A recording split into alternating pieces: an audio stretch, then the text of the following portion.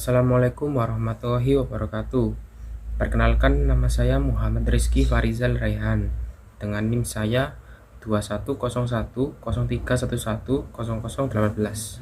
Perkenalkan, nama saya Rizky Istighfara, NIM 210103110013. Berbeda dengan teori-teori belajar dalam paradigma behavioristik yang menjelaskan belajar sebagai perubahan perilaku yang dapat diamati yang timbul sebagai hasil pengalaman.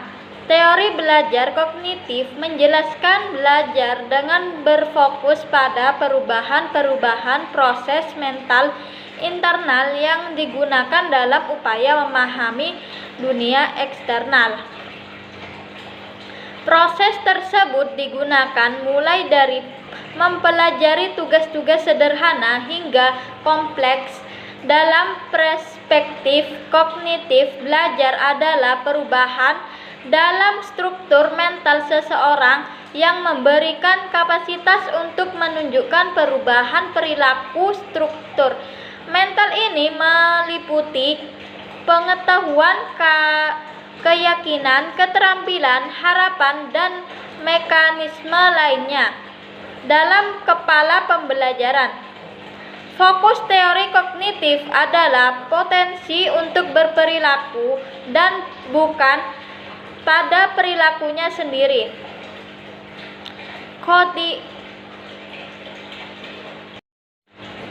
Khadijah 2014 Sam 2010-59 menyatakan bahwa teori kognitif menekankan bahwa peristiwa belajar merupakan proses internal atau mental manusia. Teori kognitif menyatakan bahwa tingkah laku manusia yang tampak tidak bisa diukur dan diketerangkan tanpa melibatkan proses mental lain seperti motivasi, sikap, minat, dan kemauan. Gredler dalam UNO 2006 menyatakan bahwa teori kognitif merupakan suatu teori belajar yang lebih mementingkan proses belajar daripada belajar itu sendiri. Bagi penganut aliran ini, belajar tidak sekedar melibatkan hubungan antara stimulus dan respon, namun lebih erat dari itu. Belajar melibatkan proses pemikiran yang sangat kompleks. Daliono 2007 bahwa dalam teori belajar kognitif menyatakan bahwa tingkah laku seseorang tidak hanya dikontrol oleh reward dan reinforcement. Mereka ini adalah para ahli jiwa aliran kognitif. Menurut pendapat mereka, tingkah laku seseorang senantiasa didasarkan pada kognisi, yaitu tindakan mengenai atau memikirkan suatu di mana tingkah laku itu terjadi. Definisi pembelajaran kognitivisme. Definisi kognitif berasal dari cognition yang mempunyai persamaan dengan knowing yang berarti mengetahui. Teori belajar kognitivisme lebih mementingkan proses belajar daripada hasil belajar itu sendiri. Perubahan belajar merupakan persepsi dan pemahaman yang tidak selalu dapat terlihat sebagai tingkah laku yang nampak.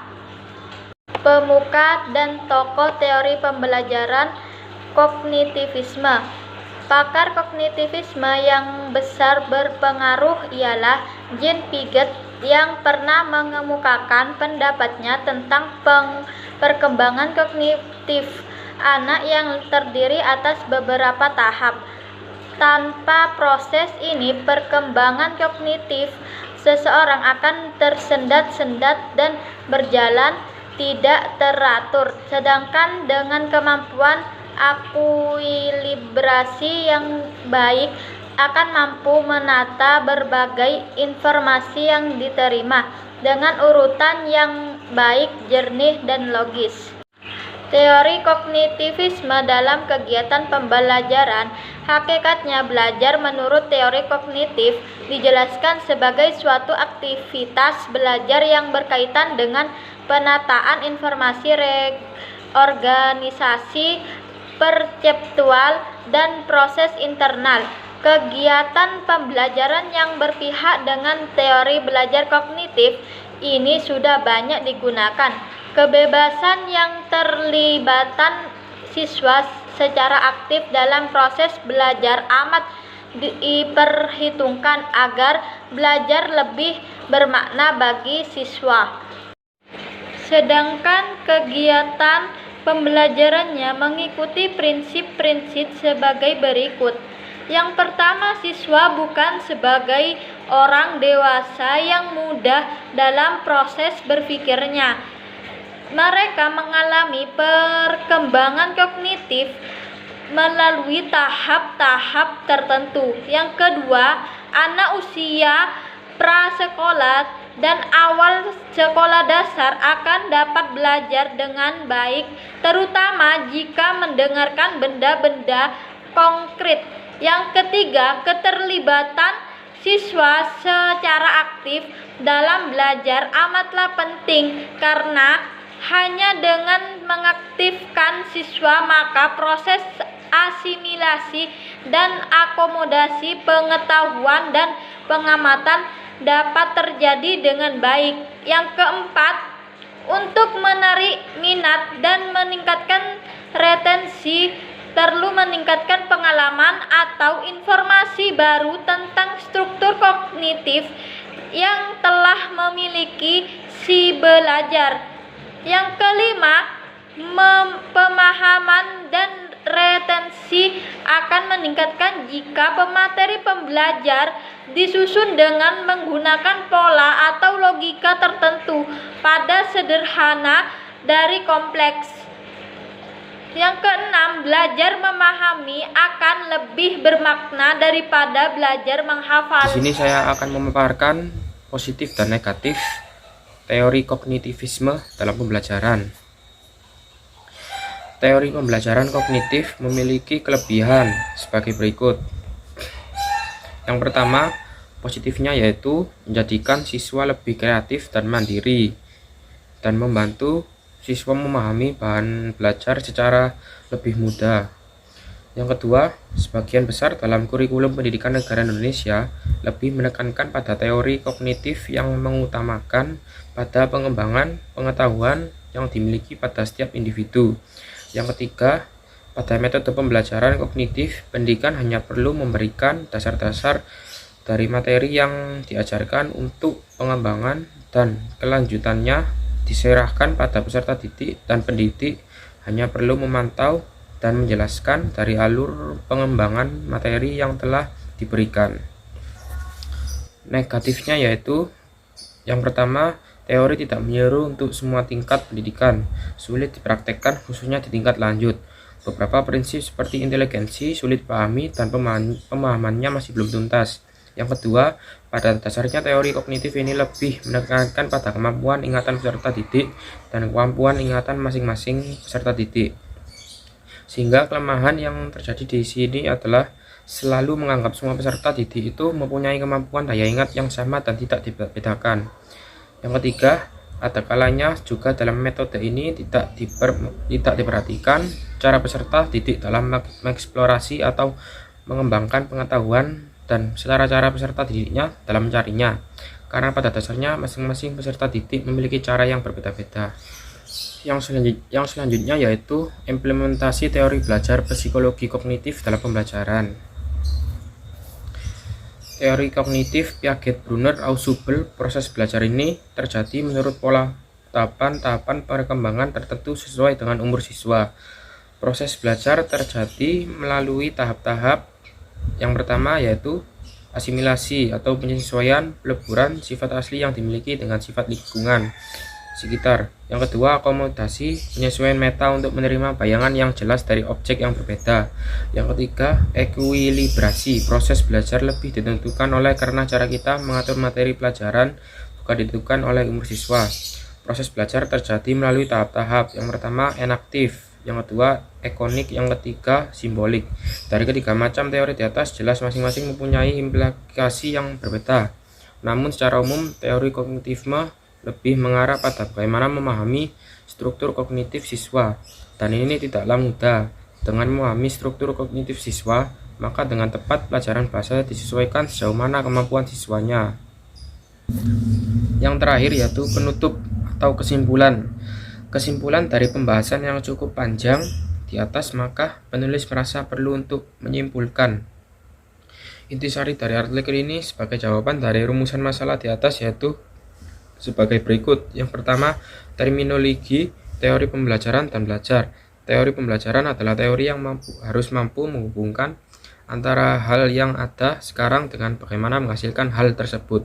Teori belajar adalah teori yang menjelaskan dengan pasti apa yang terjadi, namun teori pembelajaran hanya membimbing apa yang harus dilakukan untuk menghasilkan hal tersebut. Yang kedua yaitu definisi kognitivisme adalah teori belajar kognitif adalah teori yang lebih mementingkan proses belajar daripada hasil belajarnya. Yang ketiga yaitu tokoh-tokoh kognitivisme yaitu Jean Piaget, Jerome Bruner, Ausubel, dan Robert. Yang keempat adalah aplikasi teori kognitivisme dalam kegiatan pembelajaran. Hakikat belajar menurut teori kognitif dijelaskan sebagai suatu aktivitas belajar yang berkaitan dengan penataan informasi, reorganisasi perseptual, dan proses internal. Kebebasan dan keterlibatan siswa secara aktif dalam proses belajar amat diperhitungkan agar belajar lebih bermakna bagi siswa. Yang kelima yaitu kelebihan dan kelemahan teori kognitivisme, yaitu yang pertama, menjadikan siswa lebih kreatif dan mandiri, membantu siswa memahami bahan belajar secara lebih mudah. Kekurangannya yaitu teori tidak menyeluruh untuk semua tingkat pendidikan, sulit dipraktikkan khususnya di tingkat lanjut. Beberapa prinsip seperti di inteligensi sulit dipahami dan pemahamannya masih belum tuntas. Yang keenam yaitu implikasi teori belajar psikologi kognitif dalam pembelajaran. Dalam perkembangan setidaknya ada 3 teori belajar yang bertitik tolak dari teori kognitivisme. Ini yaitu teori perkembangan Piaget, teori kognitif Bruner, dan teori bermakna Ausubel. Ketiga tokoh teori penting ini yang dapat mengembangkan teori belajar kognitif. Dari ketiga macam teori di atas jelas masing-masing mempunyai implikasi yang berbeda. Namun secara umum, teori kognitivisme lebih mengarah pada bagaimana memahami struktur kognitif siswa, dan ini tidaklah mudah. Dengan memahami struktur kognitif siswa, maka dengan tepat pelajaran bahasa disesuaikan sejauh mana kemampuan siswanya. Teori belajar kognitif. Teori belajar kognitif adalah teori yang lebih mementingkan proses belajarnya dibandingkan dengan hasilnya. Ilmu pengetahuan dibangun dalam diri individu melalui proses interaksi yang berkesinambungan dalam lingkungan. Jerome Bruner mengungkapkan teorinya terhadap belajar kognitif. Apa itu pre-discovery learning? Maksudnya adalah proses belajarnya dilakukan dengan penemuan sesuai pencarian pengetahuan secara aktif oleh siswa dalam pembelajarannya.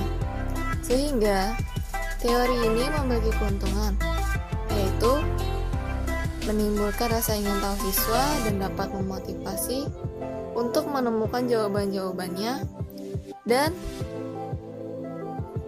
mengajarkan keterampilan memecahkan masalah secara mandiri, serta mengharuskan siswa untuk menganalisis dan memanipulasi informasi. Dan Robert M. Gagne mengatakan Information Processing Theory atau teori pengolahan informasi memiliki 5 komponen yang saling mendukung dalam sistem, yaitu reseptor, terdiri dari alat-alat indera, di mana menerima rangsangan dari lingkungan dan mengubahnya menjadi rangsangan neural.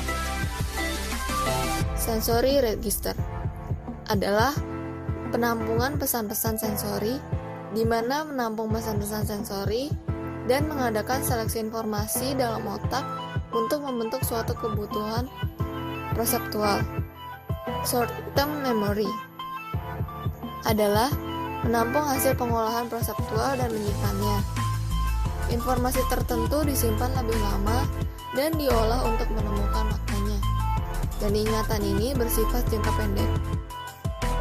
Long-term memory adalah menampung hasil pengetahuan yang ada dalam STM dan menyimpannya sebagai informasi yang siap pakai. Informasi dapat dikembalikan ke STM atau diteruskan ke pusat perencanaan reaksi atau jawaban, dan memori ini bersifat jangka panjang. Dan yang terakhir adalah respon generator, di mana informasi yang sudah ditampung dan tersimpan dalam LTM untuk diubah menjadi reaksi. Dari teori yang diungkapkan Jerome Bruner dan Robert Endowin ini merupakan salah satu bagian dalam teori belajar kognitif yang saling mendukung proses pembelajaran, sehingga diharapkan pembelajaran tersebut dapat berjalan dengan baik. Inilah sekilas tentang teori belajar kognitif. Terima kasih telah menonton.